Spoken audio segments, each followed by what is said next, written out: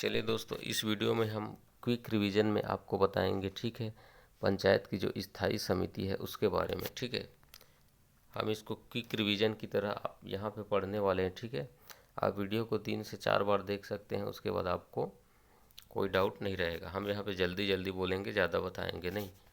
ठीक है, ग्राम पंचायत की स्थायी समिति। ठीक है, तो दोस्तों जो पंचायत की स्थायी समिति है इसके बारे में वर्णन है धारा 46 पंचायती राज की, छत्तीसगढ़ पंचायती राज की धारा 46 में बताया गया है। ग्राम पंचायत की स्थायी समिति दोस्तों कितनी हो सकती है? तो एक ग्राम पंचायत में 3 से 5 अधिकतम स्थायी समिति हो सकती है। वही जनपद पंचायत में 5 और अधिकतम 7। ठीक है, जनपद और जिला पंचायत में अधिकतम 5 और 7 स्थायी समिति हो सकती है। वही दोस्तों अगर कलेक्टर चाहे या फिर कलेक्टर की अनुमति से इनसे ज़्यादा समिति बना सकते हैं, लेकिन वो समिति क्या होगी? अस्थायी समिति कहलाएगी। ठीक है, आगे चलते हैं। ठीक है, पंचायत की, ग्राम पंचायत की कौन कौन सी स्थायी समितियां होती हैं वो देखते हैं। तो ग्राम पंचायत में सामान्य प्रशासन समिति, इसके अलावा शिक्षा, स्वास्थ्य व समाज कल्याण समिति, इसके अलावा निर्माण एवं विकास समिति, कृषि राजस्व एवं वन समिति, ग्राम गौठान समिति। ठीक है, ये 5 समितियां ग्राम पंचायत में होती है। ठीक है, सामान्य प्रशासन समिति तो सभी स्तर में होता है, ठीक, तीनों स्तर में होगा। इसके अलावा शिक्षा, स्वास्थ्य व समाज कल्याण समिति, निर्माण एवं विकास समिति, ठीक, कृषि राजस्व एवं वन समिति, उसके बाद ग्राम गौठान समिति। ठीक है, वहीं देखते हैं हम जनपद और जिला पंचायत में कौन कौन सी समिति होती है।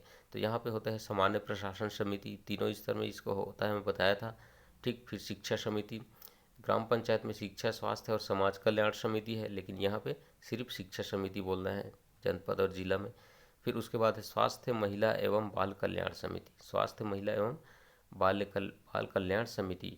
ग्राम पंचायत में देखा था शिक्षा, स्वास्थ्य, यहाँ पे देख रहे हैं स्वास्थ्य, महिला एवं बाल कल्याण, स्वास्थ्य, महिला एवं बाल कल्याण समिति। फिर चौथे नंबर पे कृषि समिति, वहाँ पे कृषि राजस्व एवं वन समिति, यहाँ पे कृषि समिति, यहाँ पे कृषि वन को अलग अलग रखा है, यहाँ पे वन समिति अलग से है। ठीक है, वन समिति। उसके बाद सहकारिता एवं उद्योग समिति भी, उसके बाद संचार एवं संकर्म समिति। ठीक है, तो ये हो गया जिला एवं जनपद की स्थायी समिति, और ये इधर लेफ्ट साइड में ग्राम पंचायत की समिति। फिर हम लेफ्ट साइड में आते हैं। ठीक है, लेफ्ट साइड से हम देखना चालू करेंगे। ठीक है, चलिए देखते हैं समिति जो जो होते हैं इनके प्रमुख को क्या बोला जाता है। तो ये जो समिति होते हैं इनके प्रमुखों को सभापति बोला जाता है। ठीक है, अब देखते हैं सामान्य प्रशासन समिति और शिक्षा समिति का सभापति कौन होता है। तो जो दोस्तों प्रत्येक स्तर का जो प्रमुख होता है ना, ठीक है, प्रत्येक स्तर का प्रमुख, उसी को सामान्य प्रशासन समिति का सभापति बनाते हैं। ठीक है, इसका चुनाव नहीं होता। ठीक है दोस्तों, जो प्रमुख लोग होते हैं ना उन्हें पदेन रूप से इसके सभापति बना देते हैं। ठीक है, पंचायत स्तर पर इसके सभापति जो हैं वो सरपंच होंगे। ठीक है, और जनपद व जिला स्तर में जो अध्यक्ष वगैरह होते हैं वो सामान्य प्रशासन समिति के क्या होते हैं? सभापति बनाए जाते हैं पदेन रूप से। ठीक है, क्योंकि हमने बताया जो प्रमुख होते हैं हर स्तर के, ठीक है, या फिर पंचायत स्तर हो या फिर जनपद और जिला स्तर पे जो प्रमुख है, जो अध्यक्ष है, उन्हीं को सामान्य प्रशासन समिति का सभापति बनाया जाता है। ठीक है, उसके बाद देखते हैं शिक्षा समिति। शिक्षा समिति में प्रमुख कौन होता है? तो हर स्तर का, यानी तीनों स्तर का जो उप प्रमुख होगा, ठीक है, उप प्रमुख वगैरह को या उपाध्यक्ष को शिक्षा समिति का अध्यक्ष बनाया जाता है।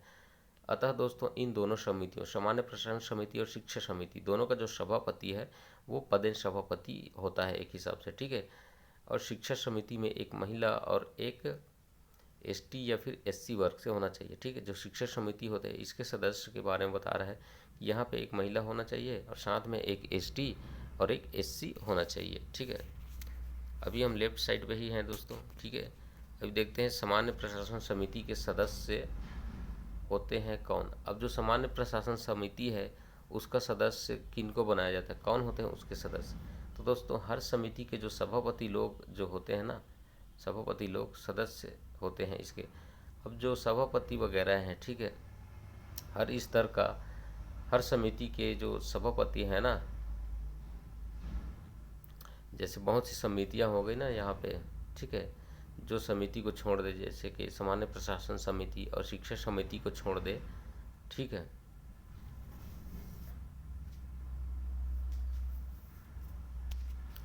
ना, वो क्या होते हैं इसके इसके सदस्य होते हैं, जो अन्य समितियों के सदस्य हैं ना वो क्या होते हैं, सामान्य प्रशासन समिति के सदस्य बनते हैं। ठीक है सर, ठीक है। फिर अगला प्रश्न देखते हैं हम, सरपंच, उप सरपंच या फिर अध्यक्ष और उपाध्यक्ष लोग जिन समितियों के जो पदेन सदस्य होते हैं, इसके अलावा ये अन्य समितियों के सदस्य नहीं बन सकते। ठीक है, जैसे कि सरपंच हो गया, उप सरपंच हो गया ये सामान्य प्रशासन समिति और शिक्षा समिति के क्या होते हैं, अध्यक्ष होते हैं ना। ठीक है, तो इनके अलावा ये अन्य समितियों के सदस्य नहीं बन सकते इनको छोड़कर। ठीक है, यहाँ पे तो ये पदेन सदस्य हैं ही या पदेन अध्यक्ष हैं। ठीक है, इसके अलावा ये अन्य समितियों के सदस्य नहीं बनेंगे। ठीक है, अगला प्रश्न हम देखते हैं। अब हम आ जाते हैं दोस्तों राइट साइड में, यहाँ पे लिखा है समितियों में निर्णय। अब समितियों में जो निर्णय है वो किस प्रकार लिया जाता है, तो समितियों में निर्वाचित जो सदस्य होते हैं ना, इनके बहुमत से निर्णय लिया जाता है समितियों के अंदर किसी भी बात पर।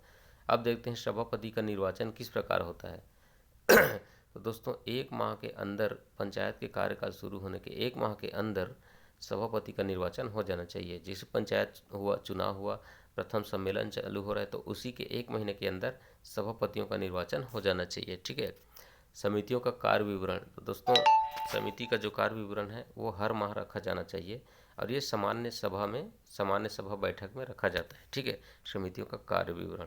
अब देखते हैं समितियों में पदेन सदस्य कौन कौन होते हैं।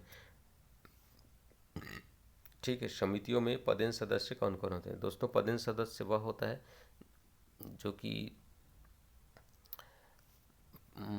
उनके पद के चलते उन्हें दूसरी जगह पे या दूसरे इस समिति में या दूसरी पंचायत वगैरह में क्या किया जाता है, एक सदस्यता दी जाती है पदेन के रूप में। ठीक है, एक सम्मान के रूप में। ठीक है, कि आप इसके सदस्य हैं, ऐसा वैसा करके वही पदेन सदस्य कहलाता है। अब देखते हैं जनपद पंचायत में पदेन सदस्य कौन कौन हो सकता है, किसको किसको पदेन सदस्य बनाया जाता है। तो दोस्तों उस क्षेत्र का जो विधायक होता है, ठीक है, उसको जनपद पंचायत का पदेन सदस्य बनाया जाता है, लेकिन वो उसका जो क्षेत्र है वो पूरी तरह नगरीय ना होना चाहिए। और यहाँ पे सरपंच जो है वो 1/5 या 20% सरपंच, वो भी यहाँ पे पदेन सदस्य बनाए जाते हैं। कहाँ पे, जनपद पंचायत में। ठीक है, उसके बाद देखते हैं जिला पंचायत। ठीक है, जिला पंचायत में सांसद हो गया, विधायक हो गया, उसके बाद जनपद के सभी अध्यक्ष, उसके अलावा राज्यसभा सांसद। तो राज्यसभा सांसद, कौन से राज्यसभा सांसद, वह राज्यसभा सांसद उस जिले के किसी गांव में ठीक है, राज्यसभा सांसद के लिए ये वहाँ पे महत्वपूर्ण है कि वो जो पदेन सदस्य होना चाहता है जिला पंचायत का, तो उसका जो नाम है वो उस जिले के किसी गांव के जनपद पंचायत की मतदाता सूची में दर्ज होना चाहिए, उस सांसद का, राज्यसभा सांसद का। बाकी जो जिला पंचायत का अन्य पदेन सदस्य जैसे कि सांसद हो गया, लोकसभा सांसद है ना, विधायक, फिर जनपद अध्यक्ष वगैरह, इनके लिए तो ठीक है। बाकी जो राज्यसभा सांसद है इसका नाम उस जिले के किसी ग्राम के मतदाता सूची में दर्ज होना चाहिए, तब वो जिला पंचायत का पदेन सदस्य बनेगा। ठीक है, आगे चलते हैं।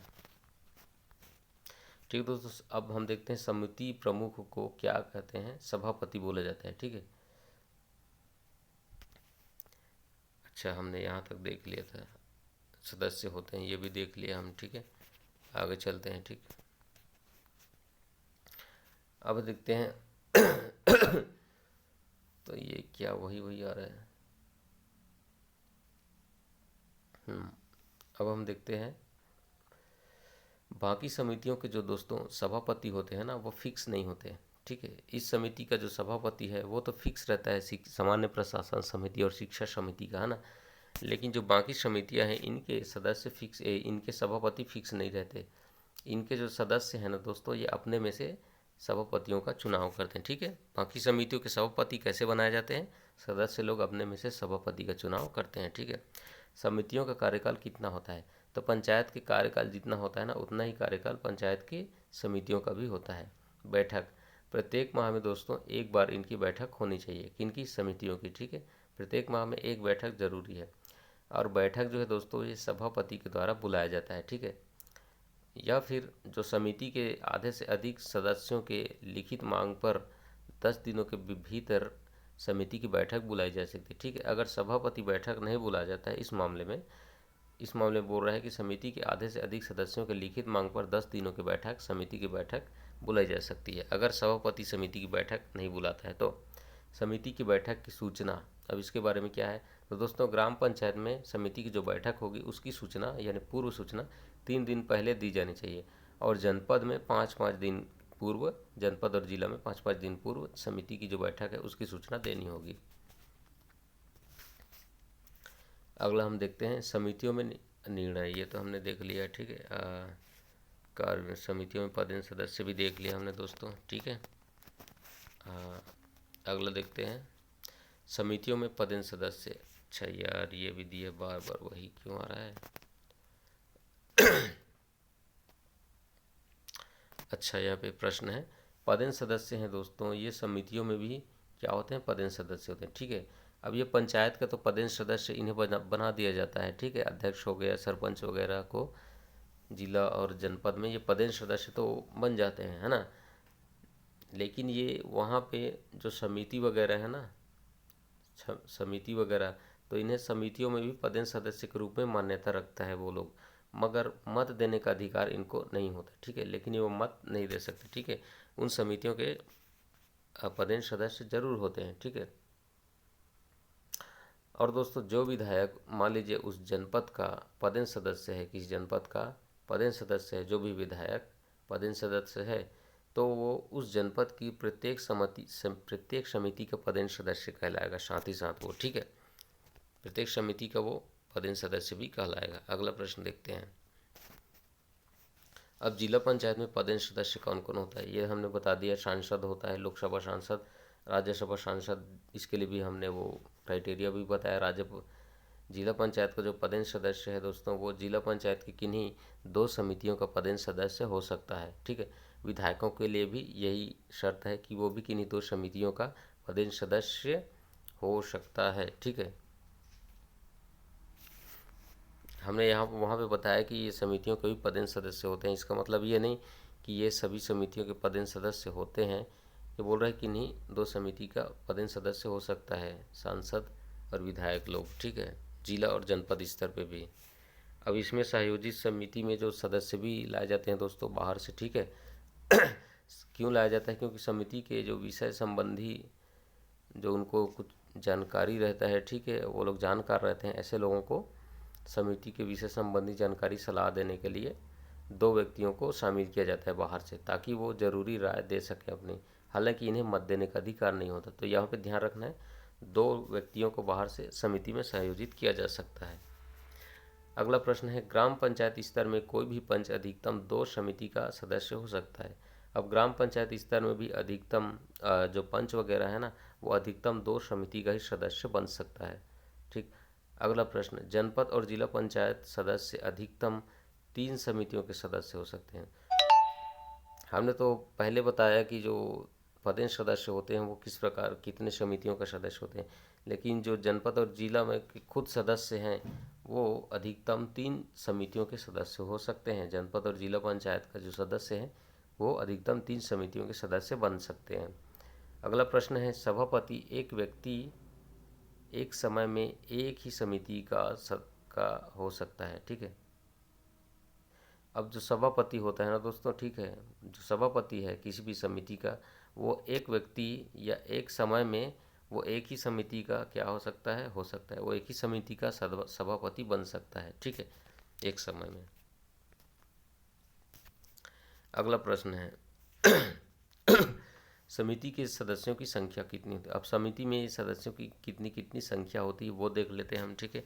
तो ग्राम पंचायत स्तर में 3 से 4 सदस्य, ठीक है, एक समिति में होते हैं। कितने सदस्य, 3 से 4 सदस्य होते हैं ग्राम पंचायत के स्तर में एक समिति में। वहीं जनपद पंचायत और जिला पंचायत में 5 से 10 कितना 5 से 10 सदस्य हो सकता है। जनपद और जिला पंचायत के बारे में अगर हम यहाँ पे बात करें, और जनपद पंचायत की बात ग्राम पंचायत की बात करें, तो वहाँ पे 3 से 4 सदस्य को एक समिति में रखा जाता है, ठीक है। तो ये हो गया समिति में सदस्यों की संख्या। अब देखते हैं सभी समितियों के सचिव कौन होते हैं, सचिव किनको बनाया जाता है, ठीक है।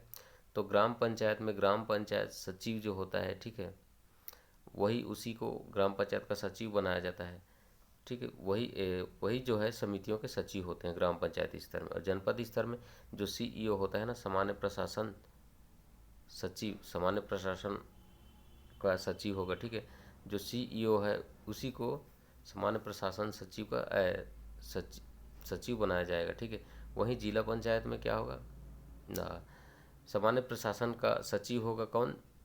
सीईओ जो होता है मुख्य कार्यपालन अधिकारी जनपद स्तर में, उसको जनपद में सामान्य प्रशासन समिति का सचिव बनाया जाएगा। और बाकी समितियों के सचिव हेतु सचिव की नियुक्ति कौन करता है? तो जो सीईओ है ना, वो बाकी समितियों की प्रशासन के लिए सचिव की नियुक्ति करता है, ठीक है। इसके अलावा जिला में क्या होता है? तो जनपद की तरह ही सचिव की नियुक्ति की जाती है, यानी सामान्य प्रशासन का सचिव होगा सीईओ, और बाकी समिति जो होंगे जिला पंचायत की, इसके लिए सचिव की नियुक्ति कौन करेगा? उस जो सीईओ है खुद सचिव की नियुक्ति करेगा बाकी समितियों के लिए, ठीक है। अब देखते हैं समितियों से त्यागपत्र किस प्रकार दिया जा सकता है, ठीक है। तो सामान्य प्रशासन समिति के सभापति अपने पद से त्यागपत्र नहीं देते दोस्तों। क्यों? क्योंकि वैसे ही, ठीक है, जैसे कि शिक्षा समिति के सभापति अपने पद से त्यागपत्र नहीं दे सकते, है ना। क्यों? क्योंकि ये दोस्तों अध्यक्ष और उपाध्यक्ष हैं, ये अगर त्यागपत्र दे देंगे तो ऐसा माना जाएगा कि इन्होंने अपने मूल पद से त्यागपत्र दे दिया, ऐसा माना जाएगा, क्योंकि ये पदेन होते हैं दूसरे जगह, ठीक है। तो ऐसा माना जाएगा कि इन्होंने अपने मूल पद से त्यागपत्र दे दिया। जैसे सरपंच हो गया, उप सरपंच या फिर अध्यक्ष उपाध्यक्ष का पद चला जाएगा डायरेक्ट इनका, अगर ये अपने पदेन सदस्यता छोड़ देंगे तो ये लोग त्यागपत्र नहीं देते, ठीक है। कौन से? सामान्य प्रशासन समिति और शिक्षा समिति के सभापति अपना त्यागपत्र नहीं देते, ठीक है। और अन्य समिति के सदस्य या सभापति जो हैं वो अपने सरपंच अध्यक्ष या, ठीक है, अपने जो सरपंच है या फिर जो अध्यक्ष है जिला जनपद में, उसको त्यागपत्र देते हैं अपने ऊपर के अधिकारी को, पदाधिकारी को, ठीक है, अन्य समिति के सदस्य या सभापति, ठीक है। अब हम देख लेते हैं दोस्तों लास्ट प्रश्न, ठीक है। समिति से पद रिक्ति अगर हो जाती है, पद खाली हो जाता है समिति में, तब क्या होगा? तो समिति में किसी भी पद की रिक्ति होने पर दोस्तों समिति का क्या बुलाया जाएगा? बैठक बुलाकर उस पद को भरा जाएगा, ठीक है। और जो कार्यकाल होगा ना, उसका जितना कार्यकाल बाकी है उतने कार्यकाल के लिए उसको सदस्यता दी जाएगी, ठीक है। तो ये हुआ समिति से पद रिक्ति, ठीक है दोस्तों। तो इस वीडियो में इतना ही, ठीक है दोस्तों।